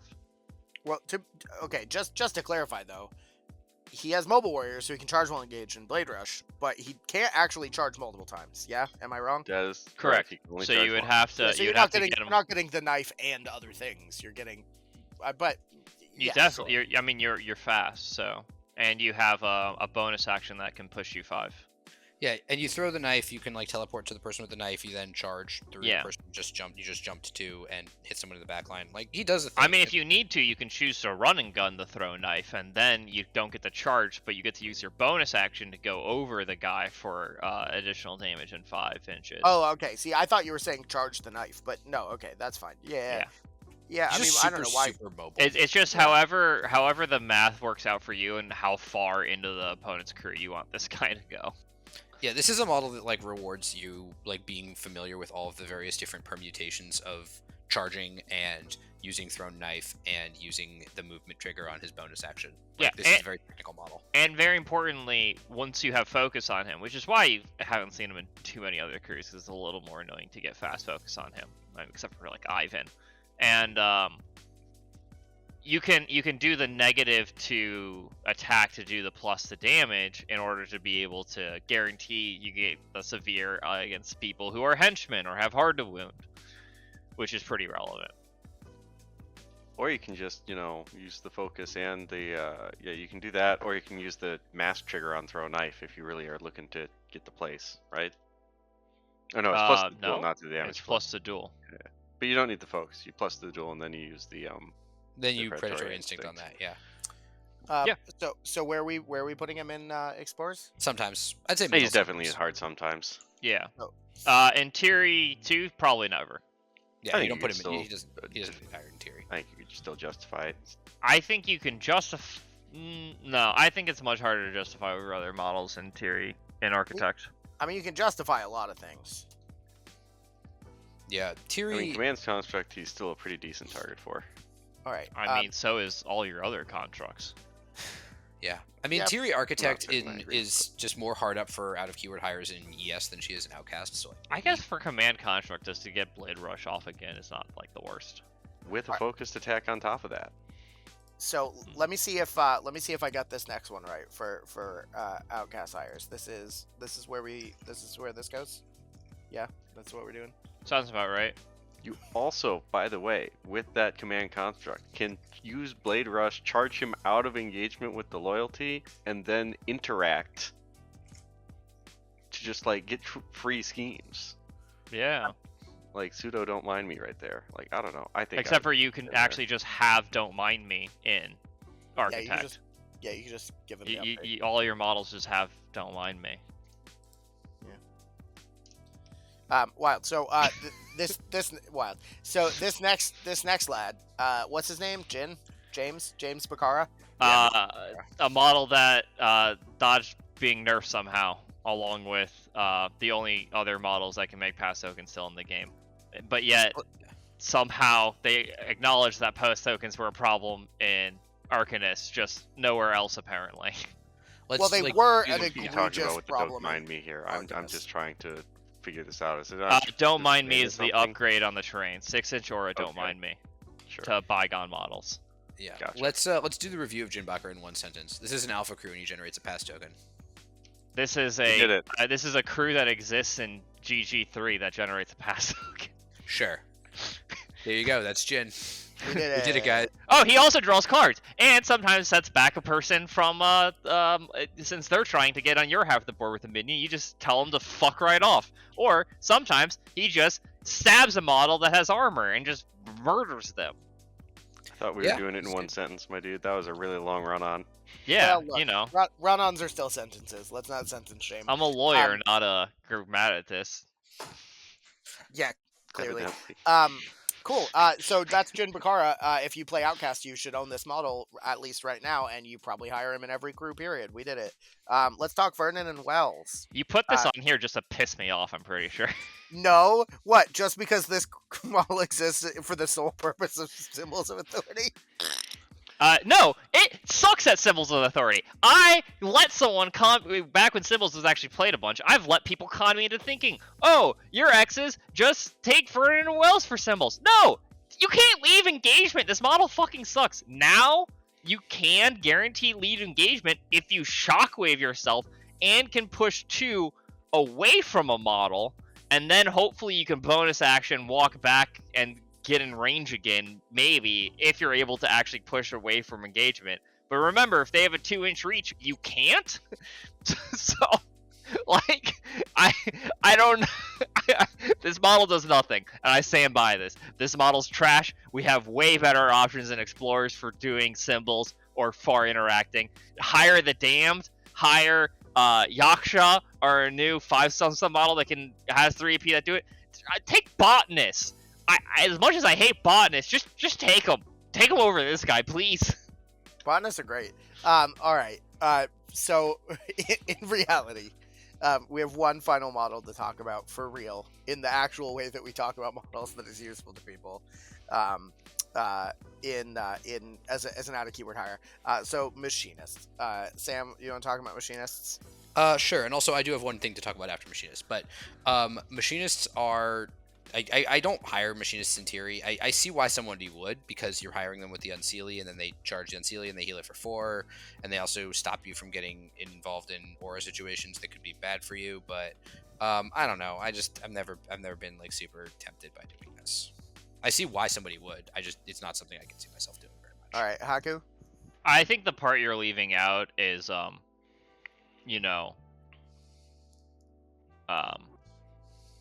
giving out, I don't know, giving out the Deep Discovery obviously has always been really good. Even though this is not the most relevant in this, you're really using him for Eye of the Hurricane, just healing. I'd want to talk more, but it also hands out Shielded, which is nice, and, cycles a card if you're targeting yourself with Quartermaster, so it's decent. You're not like losing too much card draw, because if you just go first with this, most of the models you went with first with to draw a card in like Nomad, you were already probably pitching the card you drew. This one is a very similar effect, but it also picks up Shielded. The downside is then you have to target yourself, and you don't really want to be targeting yourself with this because you want to field it on other people, but then pitching a card is too high of a cost. So realistically, you're bringing this model purely for Eye of the Hurricane and the healing you can do with Unseelie Engine. And if you're not bringing Unseelie Engine, you're probably not bringing Machinist ever. Yeah. I mean, I can see it. It's not like I'm hiring an Aua Warrior. So if I have 12 stones left, but I want a decent sized cash, maybe I'll hire this guy. Sure. Yeah, I think that's pretty right. Landon, what do you think? Machinist. Yeah, I think you've summed it up pretty well. Like, he does what he does, and he also does he still do the thing where he hands out focus and improves your card quality? And he only hands out only for EVS models. So that's like a thing if you're doing like B Calypso, but you're not hiring any extra EVS models. And you know what? As I mentioned earlier, Kia is not like a terrible out of keyword hire in this crew. When you want to drop Iron Matron. I think Machinist's stock goes up a bit by the fact that he heals all of those and still also has focus to hand Kia. Yeah, being able to give Kia a second focus after Tiri's given her the first one is something I can see is maybe valuable. I know there are games where you are just like, there's an aura that if I let my opponent get me caught in it, I will be very sad and lose. So like Candy. I could hire a Machinist. Well, no, not like Candy, because you could just have the Unseelie. Oh, that's true. But there are models with auras like that. I mean, you'd still get. Well, you have both, and you have 2 auras now doing it. True. Very true. Candy's aura does other things. I definitely can see the Machinist being useful. Certainly, especially if you end up hiring Kia as like your main focus. I like that. That sort of covers the. Wait, I have. Oh yeah, something you have to one add. more? Yeah. So this model Brandon wouldn't put in because it's not technically out yet. But when it comes out, the Hand of Janus or Janus or however you pronounce that, I am really looking forward to playing within this crew because again, it's a model that like has really good output. You're just trying to feed it cards and fast and focused, and like turns out when you can give that thing focused and fast and like have a whole hand of severes because you've been drawing cards all game, it like kind of is insane. Yeah. It just has like really ridiculous damage output. Up close, far away, kind of does it all. It also has an ability to heal other constructs and remove conditions from them. Because remember, there's only one other piece of condition removal in the crew, and that is Parson, so this gives you a little bit more condition removal if that's something that matters. I think that probably when he comes out, he will be his stock will be pretty high in this crew, especially if you don't want to hire Matron because you don't like her anymore, which I like. I'm higher on Matron than Landon and Longton are, but I do think that she's not always correct, and sometimes this guy is. Yeah. I think the Hand of Janus is going to be balling when he comes out for sure. Yeah. I think it'll be interesting to see who Explorers get. I think Explorers are in I'll say a decently weak spot. Jin is really carrying a lot, I think, in Explorers. Yes. Because pass tokens are really, really strong. The downside being, as you talked, as like we were really excited to talk about like Outcast models and like play styles that Outcast models enables in Tiri. Whereas in Explorers, you really go like, oh, I can trade out this 3/4/5 beater for a 2/4/6 beater, and it won't feel like that different. And yay. I think at the best right now, I'll do an audible mention to Crypsis cores with maybe like Vitagi Huntsman going on, especially in like Architect, where you can, have those auras spread out a little bit more, and you actually want to make pit trap markers. It enables you to actually like have a bubble and then shoot out of it. But other than that, the bubble, the pit, like pushing pit traps onto people and then killing them with pit traps is really a good playstyle. But that's just Yedza just does it better than Tiri does. Yeah, exactly. Like every time I think like, oh, I want to find a fun way, it's like, oh, well, Tiri 2 shuts off healing at least as well. You're like, well, so does Yedza. Well, okay, no. Tiri 2 shuts off healing from way downtown. Sure. You don't have range attacks to really follow that up with. Like, if you're killing them all, you're killing them by you, and so it's like, does it really matter that you're doing it from downtown? Yeah, I don't know. Clearly, just hire Tiri 2 as a second master and Yedza 2. We did it. I genuinely don't hate that.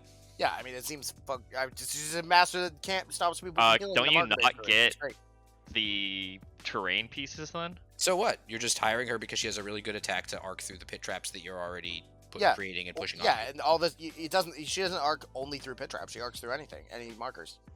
I mean, that's fair. Right, like Tiri 2 would make an excellent second master in Titania. I would. So you get like geode markers. You're dredging you do pit up. Traps. Mostly that crew is dredging through pit traps. Jedza? Yeah, with Vitagis. Yeah, I guess. Like the way you play Jedza 2 is you hire 2 Vitagis because it gets you card Huntsman, draw. OP, please nerf. I don't disagree. I'm just saying going geodes isn't the worst either. No, it's not terrible. It's a little less efficient. The point is, I don't hate that. Like Tiri 2 as a second master hire. It does feel weird though that you're like completely ignoring the sort of core mechanic of the little markers to just sort of make a bunch of 3, 4, 6 no healing. Yeah, right. Attacks. I mean, you wouldn't want to worry about ignoring the core mechanic of crews when your entire crew is focused around hiring Vitagi Huntsman for the sole purpose of being the only markers that you make. I think the Kurgan's a construct. The Kurgan is not a construct. Kurgan's not. I don't think any of them are constructs. Then yeah, probably none of them. So you also are just losing your bonus action. Unless you hire your totem. Why? So let's talk about. We're going deep into the dojo here. I'm not like most double masters. I'm pretty sure you're still fun just playing just Jedza. Yeah. All right, yeah. Vitagi Huntsmen are stupid models, and you're a bad person if you hire them in Jedza. Let's move on to so Tiri as a crew has a lot of strengths that we've talked about. We've talked about her 2 unique playstyles with Nomad versus Architect. Let's talk about disassembling them, and then we'll let everybody go home. Because in my mind, when people are listening to our videos, they've left their house and can't return until they finish, I guess. Weird. We'll just talk about the weaknesses, and then we'll untie you all from your chairs, and you can go. Yeah. All right. What we got, Sam? So like, how do you dismantle, or Landon maybe? Do we want to have Landon? Yeah, let's start with Landon. We'll do it backwards. How do you dismantle Tiri and grind her into dust? All right. Well, first you have more pass tokens than Tiri does. Then you have better cards than Tiri does. I hate and this already. then you take in your second hired master with precise, and you kill everything in the crew. Wait, that did happen to me already. No. He's talking about beating me very badly at Captain Con last year. I'm exactly talking about beating him at Captain Con last year, because that is the first and only success I've had playing into Tiri. So, That Yoko with second master hire McCabe is kind of the nightmare scenario for that crew. You can't alpha it, and your defensive tech doesn't work. But some combination of those things, you know, turning off the defensive tech that makes the crew work and making it so that the alpha is not going to really pick up a lot of value is really what you need to be doing in order to survive Tiri. Because like a lot of her like fair gameplay is just kind of like mid. It's really just, you know, gathering up all those resources and then, you know, putting it into this big nasty push towards the beginning. And so I've seen things where like you can also take stuff like Jackdaw. I've seen beat Tiri a bunch where sure they have like a hand of 3 or 4 13s, but if they need to cheat them for the terrifying duel to actually make the attack, that feels really bad. So stuff like that where you can just tax the resources they've gotten in order to make their, you know, initial push less efficient, so to speak, and then just kind of try and win the game off the back of whatever you brought. Because once they've, you know, thrown their alpha model into alpha, you usually just have, you know, 6-7 activations to try and beat it down or, you know, fix the problem, so to speak. So I don't know. I think that's kind of what you have to do. Know that they will be crossing the board turn 1. You know, like most of their crew will be past the center line or at the center line if, you know, Kett and the Last Light have done their thing. So you do not have time to like figure out something to do turn 2. You have to be prepared to start making moves turn 1 that will kind of put you in a better position. Otherwise you're just going to get caught with your pants down. Yeah. All right. Longdon, what do you think? How do you defeat Tiri? Honestly, now that it doesn't have Iron Matron, I think that it's not too hard to defeat anymore.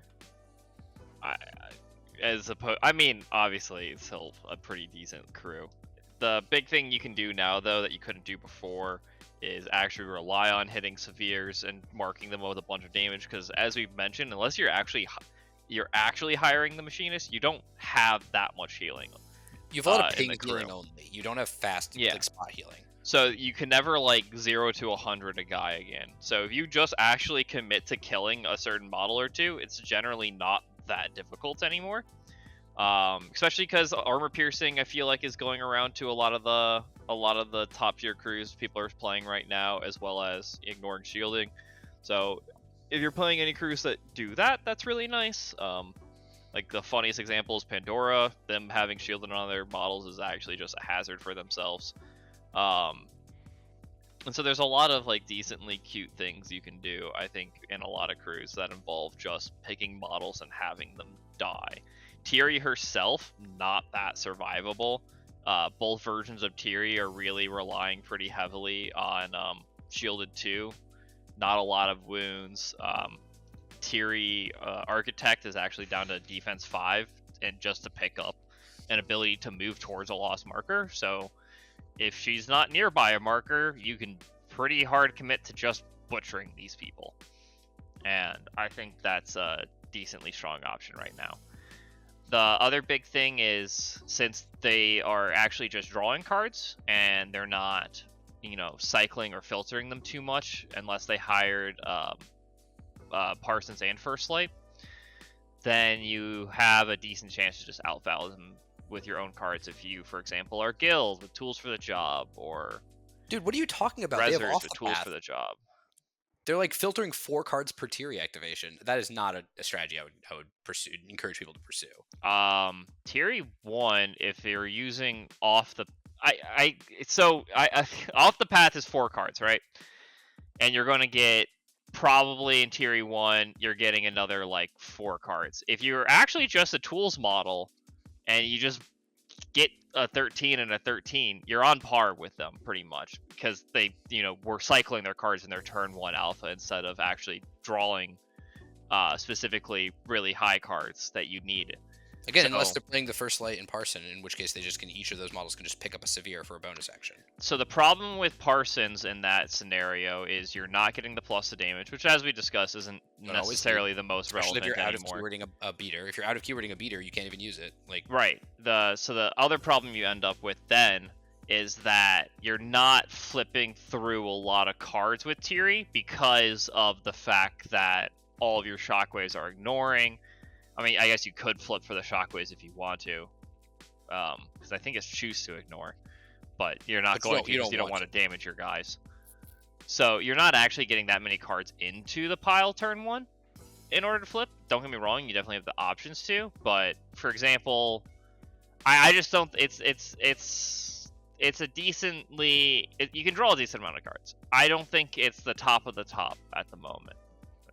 I think it's not very high up. And I mean, like, I can count on the fingers of one hand the number of games I've played where I've gone in for an alpha and I haven't had 3 or more severes in my hand. Like, you just cycle so many cards. You see so many cards.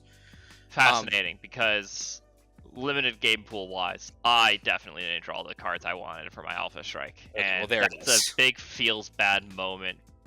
Because I'll agree with you. It's going to be rare, but it's going to happen because you don't have the models that can target theirs besides just Parson, and his activation order in the crew is a little wonky to control when you need things, because generally he's going early to set up the shielded for other people, so he's not drawing the best of cards. So based on activation order, based on how things go, you actually end up in a weird spot where I don't think you can guarantee your high cards, and that is a problem for an Alpha Strike crew. Most of the time you're not going to mind it, but you are going to lose tournaments because you're going to have that one game where you're just not going to draw the cards you needed when you wanted Alpha Strike. That's true. I'll say, so my stance on like how I've lost games with her is, that's true. You do sometimes not have the cards. I had a game against Lynn where I lost purely just not having the cards. It was, I said count on the fingers of one hand. I drew, I think like 10 cards counting all my triggers and off the paths and everything. Turn 1 and I had a high 11 in my hand. So, haha, sucks to be me. But the big thing is that, especially with Matron being nerfed now, it's an alpha crew, which means it's trying to funnel resources to one model. So, first of all, if you can blunt the alpha strike, that's obviously great. Pass tokens are good for that. Like having a very tough defensive front line is good for that. And then once you've done that, if you can take out or at least like debilitate the model that's the alpha, they're generating a ton of resources and they don't really have a bunch of good stuff to pass it into. Like you usually have like a really strong out of keyword beater or the matron, depending on what you hired, and then after that your second best is like Parson, who is dangerous but very fragile, and then after that it falls off very quickly. Like I guess a construct is dangerous, but those things are move 4 and have a 1-inch engage for some reason, even though their spears are like literally 2 inches long. Explain that science. So I think that you basically want to weather the alpha, and then you want to just like take away the thing that they're feeding cards to and like focused and fast to. And once they've done that, you've done that. They're still generating a ton of resources in terms of like AP efficiency and cards, but there's just nothing to do with them that's good. Yeah, I mean, wild stuff. I think that I mean, does anybody have anything else to add? I think that that's pretty reasonable. This keyword's extremely difficult to assemble. Yeah. I really wish I was Outcast. Wait, do you mean like physically build, Sam? Yes, I mean physically build. Like there's only one model in the keyword that has fewer than I think 7 pieces, and that's or fewer than 8 pieces, and that's the Unseelie Engine. And the Unseelie Engine is still really difficult to assemble because of the way those rings interlock. And then everything else. I had no trouble building the Unseelie Engine at all. I mean, I had to do some dry fitting. I like how it looks now. Yeah, you have to dry fit models. It's Malifaux. If you're not dry fitting your models before you glue them, then your models are screwed up. That's how that works. Fair enough. So don't play Tiri if you don't want to build models. This is a hobby. Wild stuff. But yeah, weakness. It is one of her. It is her only weakness.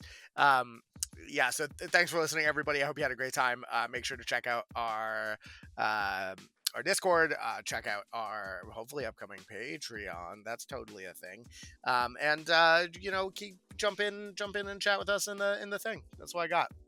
Anybody? Everyone say goodbye to the internet. Bye, internet. Bye, internet. Let us know what you want to see us do tier lists on next. Yeah, comment below right now. Like and subscribe. Also right now, and then we'll let you up from the chairs that you're trapped in, presumably. Right. Yeah. Now that you finally finished painting your models. Yeah. If you didn't finish by now, fuck you. Oh. I kind of wish I was yellow with her. Like, I don't like the Outcast faction generally, but yellow Tiri just seems like an extreme amount. Oh, it's just way better.